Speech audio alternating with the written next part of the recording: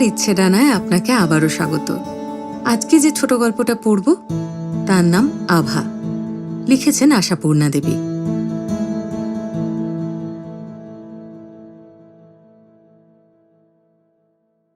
লতিকাদিকে আমি জন্মাবধিই দেখছি। ওরা যে আমাদের সত্যিকার কোনো আত্মীয় নয়, ভাড়াটে মাত্র, একথা অনেকদিন পর্যন্ত জানতাম না। শুনতে পাই আমি যখন নাকি মাতৃগর্ভে, সেই তখন লতিকাদির বাবা শ্যামলবাবু আমাদের বাড়ির ওই পিছনের অংশটা ভাড়া নিয়ে এ পাড়ায় এসে সংসার পেতেছিলেন। সংসার বলতে স্ত্রী আর বছর সাতেকের একটা মেয়ে, এই মাত্র। তা সে সংসার তৎপথি আর আয়তনে বৃদ্ধি হল না কোনোদিন, বাড়ল না সদস্য সংখ্যা। শুধু সেই মেয়েটি 16 কলায় বেড়ে উঠতে লাগল। সেই তখন থেকেই নাকি লতিকাদি পাড়ার মধ্যে নামকরা মেয়ে বলে খ্যাত হয়েছিল। স্কুলের রেজাল্ট ভালো, নাচে গানে আবৃত্তিতে অভিনয়ে উজ্জ্বল উত্তম, প্রকৃতিতে মধুর চটপট, সপ্রতিভ সুশ্রী। বয়সের সঙ্গে সঙ্গে ওই সমস্ত গুণাবলী আরও বিকশিত হয়ে ছন্দময় একটি লালিত্যের ব্যঞ্জনায় শ্রীমণ্ডিত করে তুলেছে লতিকাদিকে। পাড়া শুদ্ধ সকলেই লতিকাদিকে ভালোবাসে। লতিকাদির সমবয়সী আর প্রায় সমবয়সী সব মেয়েদের সম্পর্কে লতিকাদিকে দৃষ্টান্তস্বরূপ দেখান অভিভাবকরা। নিজের মেয়েদের যখন তখনই এই ধরনের বাক্যব্যানে বিদ্ধ করেন তাঁরা। লতিকার মতো হতে পারিস তো বুঝি, লতিকার মতো না আর কেউ হয় না, যা দেখে আয় গে লতিকাকে, ইত্যাদি ইত্যাদি। ইদানিং মা রুগ্ন হয়ে পড়ায় সাংসারিক কাজকর্মেও রীতিমতো দুরন্ত হয়ে উঠেছিল লতিকাদি। রান্নাবান্না, সেলাই, বোনা, কিসে নয়। একাধারে এত গুণের সমাবেশ শুনলে মনে হয় বাড়িয়ে বলছি, কিন্তু সত্যি তা নয়, বাড়ানো নয়। লতিকাদির মধ্যে নিতান্ত সহজেই এসব গুণগুলি বিকশিত হয়ে উঠেছিল। পাড়ায় বিয়ে হলে কনে সাজাতে আর তত্ত্ব সাজাতে ডাক পড়ে লতিকাদির। সবাই জানে রুচি আছে মেয়েটার।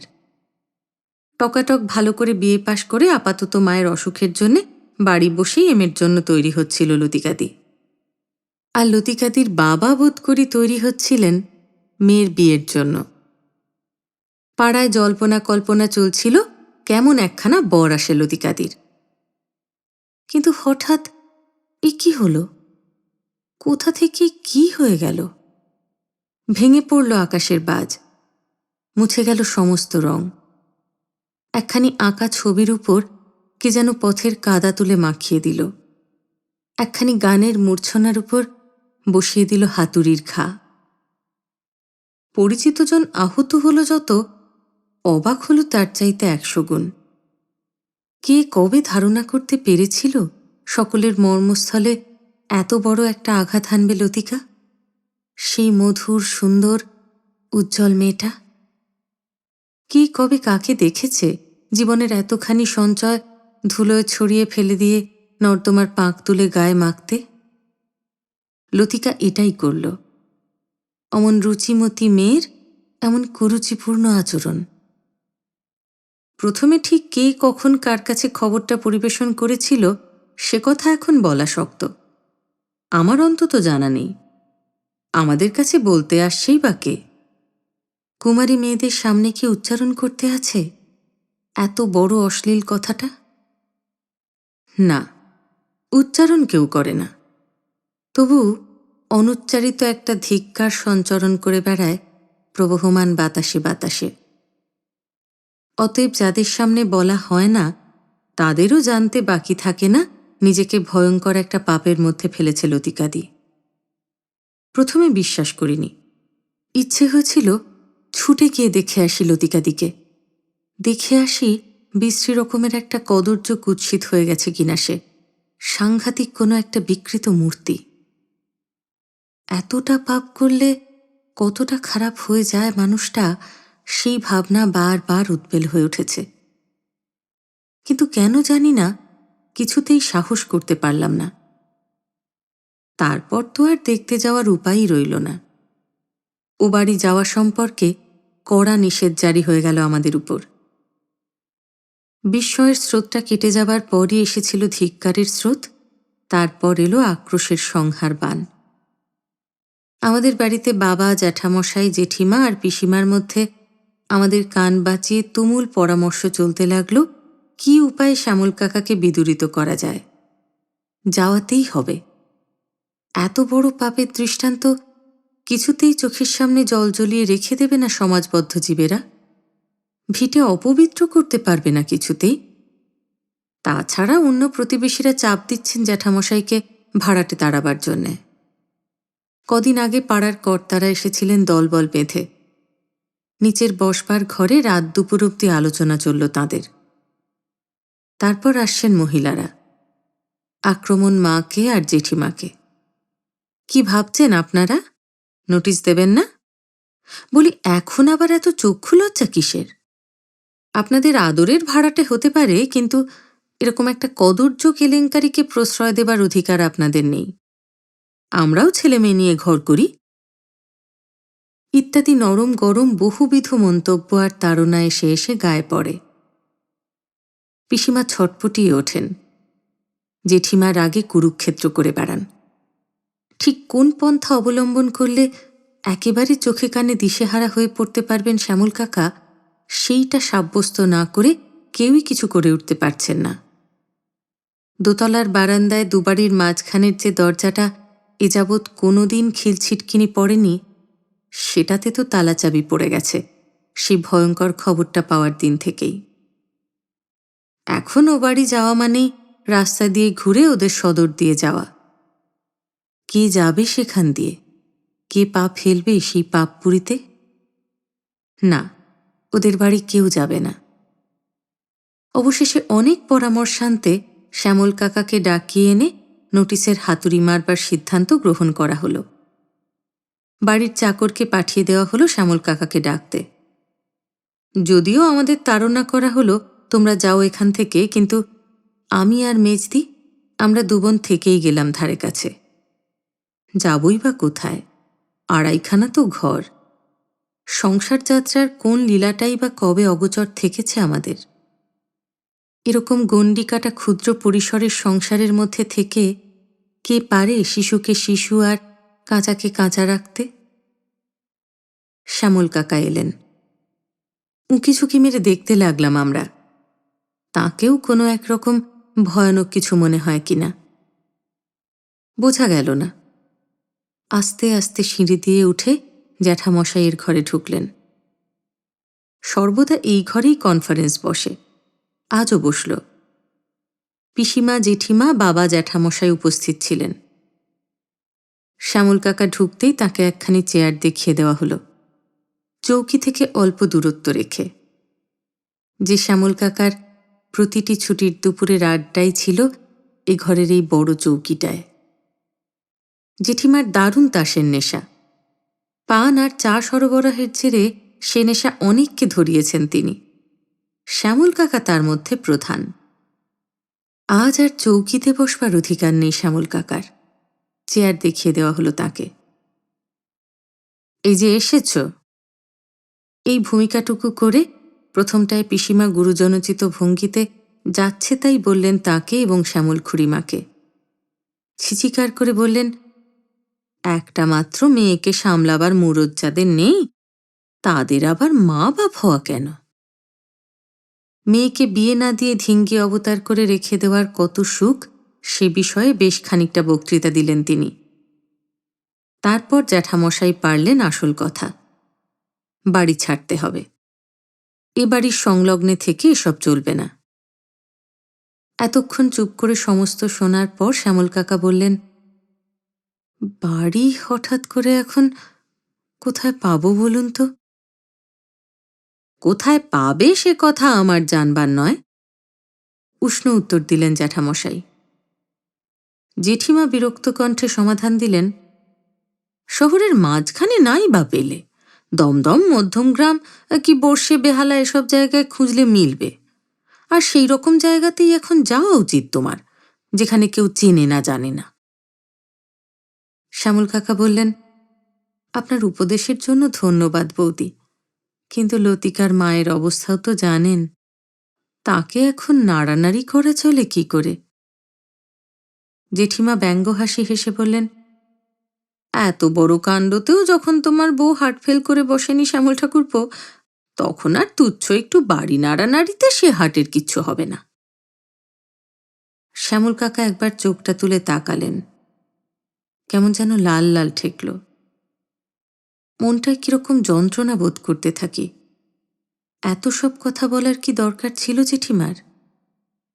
আসল কথা, অপরকে ব্যঙ্গ, বিদ্রূপ, অপমান, অপদস্থ করবার জন্যেই মন মুখিয়ে থাকে এইসব লোকেদের। তাই সেই সুযোগ পেলে এক কণাও অপচয় করতে পারে না। শ্যামল কাকা সেই লাল লাল চোখ নামিয়ে দৃঢ়স্বরে বললেন, বাড়ি বদলানো এখন কিছুতেই সম্ভব নয়। পিসিমা স্থান কাল ভুলে কটু একটা মন্তব্য করে বসলেন। সম্ভব নয় বললে তো চলবে না, সম্ভব করতেই হবে। ঢের অনাচার তো চালালে এই পুণ্যের ভিটে বসে। আর নাতির মুখ দেখতে চেও না শ্যামল। শ্যামল কাকা দৃঢ়কণ্ঠে বলেন, দেখুন বর্দি, সংসারের সব জিনিস নিজের চাওয়া মতো আসে না। যা অনিবার্যভাবে আসবে তাকে মেনে নিতেই হবে। তোমার খুশি হয় তুমি মেনে নাও গে, ওই কুলের ধ্বজা মেয়েকে মাথায় করে নাচোগে, আমরা কেন মানতে যাব? শ্যামল কাকা উঠে দাঁড়ালেন। স্থির স্বরে বললেন, না মানা সম্ভব হয় তো ভাড়াটে তুলে দেবার জন্য আইনসঙ্গত যা বিধি আছে করুন। জ্যাঠামশাই আগুনের মতো হয়ে বললেন, কি কি বললে? তুমি আমাকে আইন দেখালে শ্যামল? এত বড় কথা বলার সাহস হলো তোমার? শ্যামল কাকা বললেন, বড় কথা বলার সাহস তো মানুষের সুযোগ পেলেই এসে যায় বর্দা। কিন্তু সে কথা থাক, আমি ভালোভাবেই বলছি। লতিকার মায়ের স্বাস্থ্যের অবস্থা খুব খারাপ। বদলানো তো দূরের কথা, বাড়ি খুঁজে বেড়াবার সময়ও এখন আমার নেই। তা সত্ত্বেও যদি আপনারা উৎপীড়ন করেন, অগত্যাই ভাড়াটে বাড়িওয়ালার সাধারণ সম্পর্কটাই অবলম্বন করতে হবে। হঠাৎ পিসিমা বলে ওঠেন, বউয়ের অবস্থা এখন তখন তো রান্না বান্না করছে কে? শ্যামল কাকা একটু হেসে বললেন, সে ইদানিং কহিয়ার রাত তো বর্দি। আপনি তো জানেন লতিকাই সব করত, সেই করছে। হতবাক বিস্ময়ে বলে ওঠেন জেঠিমা, এখনো সেই সব করছে? শ্যামল কাকা নিঃশ্বাস ফেলে বলেন, এখনো তো করছে, প্রাণপাত করে করছে। তবে আর বেশি দিন তো পারবে না, তখনই ভাবনা। আর বেশি দিন পারবে না সে কথা আর তোমার নিজে মুখে ব্যাখ্যানা করতে হবে না শ্যামল ঠাকুরপো, সে আমরা জানি। বলি, এখনো ওর হাতে খাচ্ছ তোমরা? শ্যামল কাকা মুখ তুলে একটু হাসলেন। ওর হাতে? হ্যাঁ, এই রকম কি একটা কথা ওর মা একবার তুলেছিল বটে, লতিকাই জোর করল, ধমকে উড়িয়ে দিল ওর কথা। আমরা হাঁ হয়ে গেলাম। কেমন সে জোরালো মেয়ে, কি তার শক্তি! আমার চিন্তার প্রতিধ্বনি করলেন পিসিমা। লতিকাই জোর করল? ধমকে দিল? দিল তো। বলল, আমাকে বাড়িতে রাখলে যদি তোমরা নরকে না যাও বাবা, তাহলে আমার হাতে রান্না খেলেও যাবে না। ঠিকই বলেছে সে। জগতে ঘটে সবই, কিন্তু এই অবস্থায় মেয়েকে ঘরে আর কে কবে ঠাঁই দেয় বলো? ঠাঁই দেওয়া মানেই যে নরকে যাওয়া, সেটা আর স্পষ্ট করলেন না পিসিমা। এইটুকু দয়া করলেন। শ্যামল কাকা একটু হেসে বললেন, তাহলে তারা কি করে? মেয়েটাকে মেরে ফেলে? তুমি আর ন্যাকা সেজো না তো শ্যামল, মেরে কি আর কেউ আস্ত মেয়েটাকে ফেলে? মারে পাপের জ্বর, নয়তো বাড়ি থেকে বিদেয় করে দেয়। এমন আশ্রম টাশ্রমও তো আছে ঢের। ওহো, তাই বুঝি? তাতেই স্বর্গের পথ প্রশস্ত, নরকের পথে প্রাচীর? জ্যাঠামশাই গম্ভীর থমথমে গলায় বলেন, শ্যামল, আমরা তোমার কাছে ব্যঙ্গ মন্তব্য শুনব বলে ডেকে পাঠাইনি। আমার বাড়ি তোমায় ছেড়ে দিতে হবে। তার উত্তর তো আমি আগেই দিয়েছি বরদা। ওহ, তাও তো বটে। তুমি যে আমাকে আইন দেখিয়েছ। বেশ, তাই ভালো। শ্যামল কাকা একটু হাসলেন। কি করব বলুন, আমি নিরুপায়।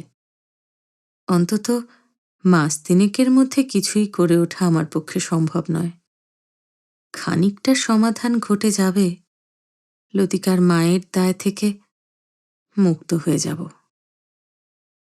শ্যামল কাকা চলে গেলেন। পর মুহূর্তেই তুমুল ঝড় বইল ঘরে। এত বড় নির্লজ্জ, বেহায়া, দুঃসাহসিক, উদ্ধত লোকটা কি করে এতদিন ভালো মানুষ সেজে বেরিয়েছে তাই নিয়ে অফুরন্ত বিস্ময় প্রকাশ হলো এবং কি উপায়ে ওর ডাঁট ভাঙা যায় তাই নিয়ে গবেষণা চলতে লাগল। আদালতে তো এক কথায় যাওয়া হয় না। আদালতের সমস্ত আইন তো ভাড়াটের দিকে। অনেক কাঠখড় পোড়াতে হয় বাড়িওয়ালাকে। নালিশ ঠুকে তারপর হয়তো বলতে হয়, ছেড়ে দে মা, কেঁদে বাঁচি।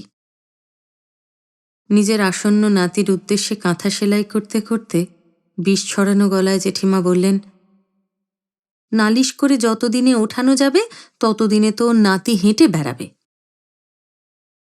2-4 দিনের মধ্যেই বড়দির শ্বশুরবাড়ি থেকে আসার কথা, এই প্রথমবার। তাহলে পুলিশে খবর দেওয়া হোক। কিন্তু পুলিশ কি করবে? কেন? পাড়ায় এসব কেলেঙ্কারি পুলিশ দেখবে না? ও নিয়ে পুলিশে এখন অন্তত আর মাথা ঘামায় না। কত দেখছে, কত শুনছে। পাপে তো ডুবে যাচ্ছে সমাজ। তাও তো বটে, সমাজ যখন জ্যান্ত ছিল এমন ব্যাপার ঘটলে ও মেয়েকে রাতারাতি কেটে টুকরো করে গঙ্গার জলে ভাসিয়ে আসত লোকে। আর এখন ছি ছি ছি ছি, না, পুলিশ গ্রাহ্য করবে না। পরামর্শ আর জল্পনা কল্পনা করতে করতেই কোথা দিয়ে দিন যায়, যায় মাস। বড়দি আস্তে আস্তেই নানা হুল্লোড় পড়ে যায়। জেঠিমার এই প্রথম মেয়ে।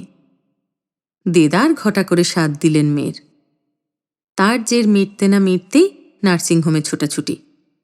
তারপর শেঠেরা ষষ্ঠী পুজো, আটকৌড়ে ইত্যাদির নানান পাকচক্র। একেবারে সনাতন বাড়ি আমাদের। এসব ব্যাপারে অনুষ্ঠানের ত্রুটি হবার জো নেই। তাছাড়া খুশির ঢেউ তো আছেই। একে প্রথম, তাই পুত্র সন্তান। এ কি সোজা আমোদ? আত্মীয়, বন্ধু, পাড়া প্রতিবেশী সকলকেই এ সুখের ভাগ নিতে ডাকলেন জেঠিমা। শুধু দীর্ঘকাল ধরে যারা এবাড়ির সমস্ত সুখ দুঃখের সঙ্গে জড়িত ছিল তারা পেল না ভাগ। তারা রইল উল্লেখের বাইরে। বড়দি আর লতিকাদি প্রায় একই বয়সী, তাই বড়দির কাছেই একদিন কথাটা পারলাম চুপি চুপি, মানে ইচ্ছেটা ব্যক্ত করলাম। ও বাড়িতে ছেলে দেখতে যেতে পারে কিনা বড়দি। বড়দি যদি সাহস করে যায় তাহলে আমিও। ছেলেকে সর মাখাচ্ছিল বড়দি রোদে বসে। রোদের ঝাঁঝে না কি জন্যে তা জানি না, ভারী সুন্দর আর উজ্জ্বল দেখাচ্ছিল বড়দির মুখটা। কিসের যেন একটা আভা পড়েছিল সে মুখে। কিন্তু আমার কথার সঙ্গে সঙ্গেই মুখটা বাংলার পাঁচের মতো হয়ে গেল তার। বলল, মরণ আর কি, গলায় দিতে দড়ি জুটবে না আমার, তাই সেই ছেলের মুখ দেখতে যাব? লতি রাক্ষসী বুঝি বলেছে এই কথা? কম আসপর্দা নয় তো, আর তুইও? তাড়াতাড়ি বলি, না না, সে কেন বলবে, সে কোনোদিনই কিছু বলেনি। তার সঙ্গে তো আর দেখাই হয় না আমাদের। আমি বলছিলাম, মানে তোমার এত বন্ধু ছিল লতি। বন্ধুর নামে কলঙ্ক। তুই ছেলে মানুষ, তোর এসব কথায় দরকার কি রে? ওদের খবর তোকে কে জোগায়? আমি ম্রিয়মানভাবে বলি, জোগাবে আবার কে? বিন্দুর মা পিসিকে বলছিল, তাই। হঠাৎ আমাদের কথায় বাধা পড়ল। পিসিমা ছুটে এলেন। ওমা, ওমা, কি সর্বনাশ!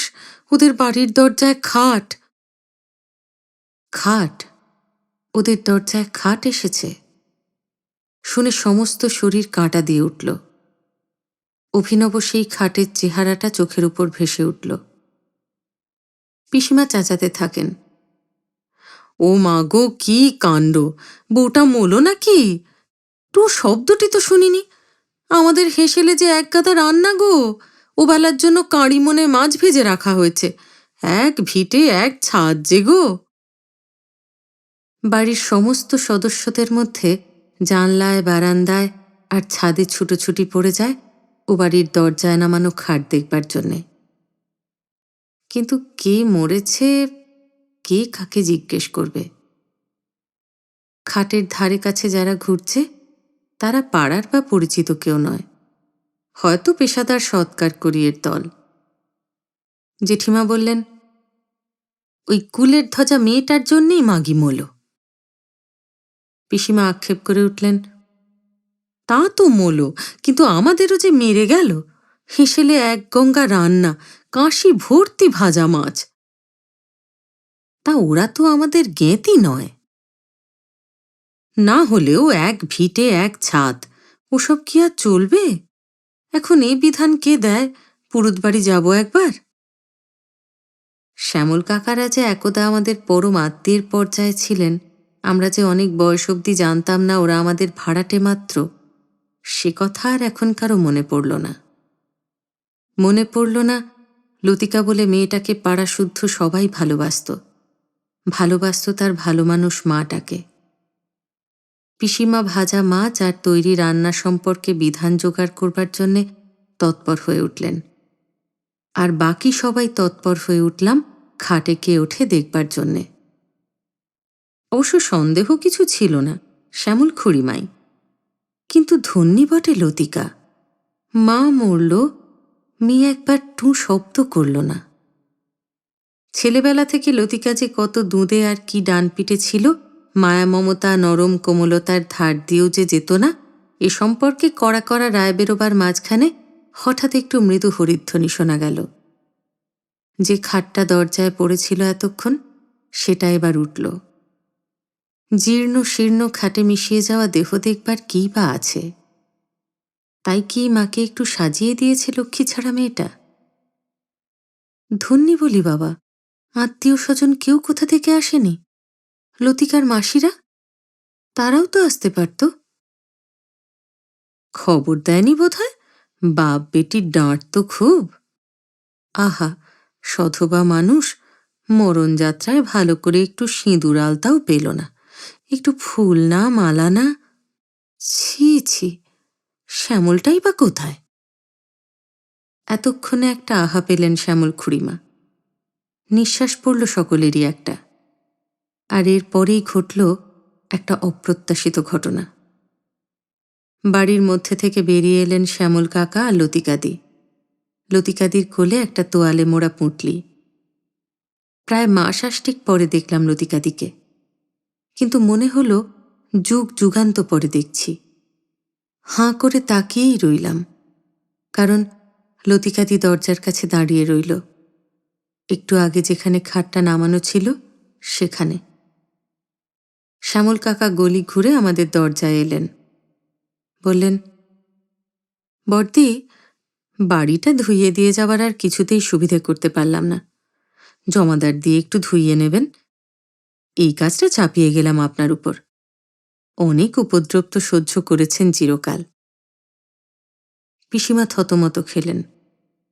থতমত খেয়ে বললেন, কখন গেল বউটা? একবার তো টেরও পেলাম না। শ্যামল কাকা সে কথার জবাব না দিয়ে বললেন, আর এই মাসের ভাড়াটা বরদাকে দিয়ে দেবেন। পিসিমা বোধ করি সেই থতমত অবস্থাতেই ছিলেন, তাই বলে ফেললেন, এই মাসের তো আজ সবে ৩ তারিখ। তা হোক, বাড়ি ধোয়ানোর খরচ আছে। আর তোমার জিনিসপত্র? ভারী তো সংসার, তার আবার জিনিস। কাপড় চোপড়ের ট্রাঙ্ক দুটো সঙ্গে নিচ্ছি, বাকি যা কিছু সবই জমাদারকেই নিয়ে নিতে বলবেন। গলির বাইরে বড় রাস্তার উপর একটা ট্যাক্সি ছিল। একটা মুটে ২-৩টে ট্রাঙ্ক বাক্স এনে তার উপর তুলল। তারপর ধীরে ধীরে গাড়িতে গিয়ে উঠলেন শ্যামল কাকা আর লতিকাদি। যুগ যুগান্তর পরে যে লতিকাদিকে দেখলাম, ইচ্ছে হলো ছুটে গিয়ে আছড়ে পড়ে বলি, লতিকাদি, তোমাদের ঠিকানাটা? কিন্তু কিছুই করতে পারলাম না। কিন্তু লতিকাদি ঠিক গাড়িতে উঠতে গিয়ে হঠাৎ একবার চোখ তুলে আমাদের ছাদের দিকে তাকালো। চোখ পড়ল আমার চোখে, বিষণ্ণ একটু হাসল। তারপর তোয়ালে জড়ানো সেই পুটলিটা ভালো করে বুকে চেপে উঠে গিয়ে বসল। সেই দেখলাম লতিকাদির মুখটা।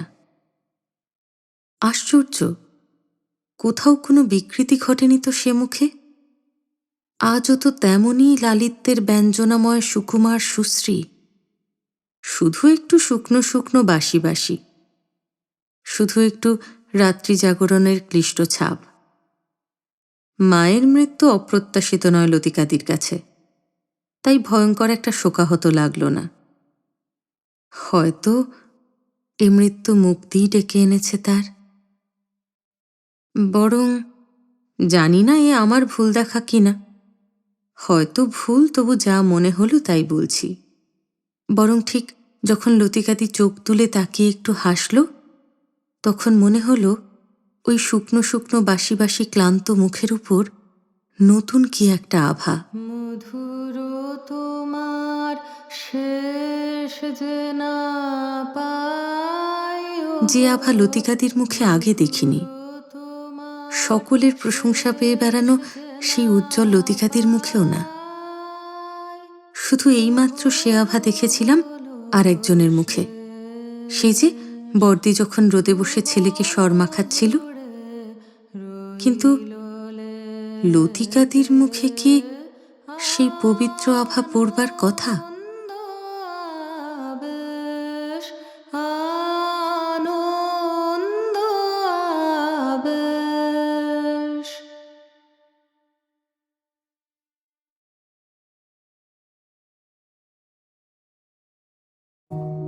লেখিকার মতো আমরাও বোধহয় দেখতে পাচ্ছি লতিকার মুখে সেই মাতৃত্ব সুখের আভা। সে আভা পবিত্র কি পবিত্র নয় তা নিয়ে সমাজ চাইলে ভাবতে থাকুক, লতিকা তা নিয়ে ভাবিত নন। লতিকার ভুবন জুড়ে এখন শুধুই মাতৃত্বের মধুরতা। কেমন লাগলো আপনার আজকের গল্প? যদি ভালো লেগে থাকে তাহলে গল্পটা লাইক করবেন, প্রিয় মানুষের সঙ্গে শেয়ার করবেন, আর চ্যানেলটা যদি এখনো সাবস্ক্রাইব না করে থাকেন তাহলে তাড়াতাড়ি সাবস্ক্রাইব করে দেবেন। আর অনেকখানি ভালোবাসা নিয়ে অপেক্ষা করবেন আমার পরের গল্পের জন্য। খুব ভালো থাকবেন।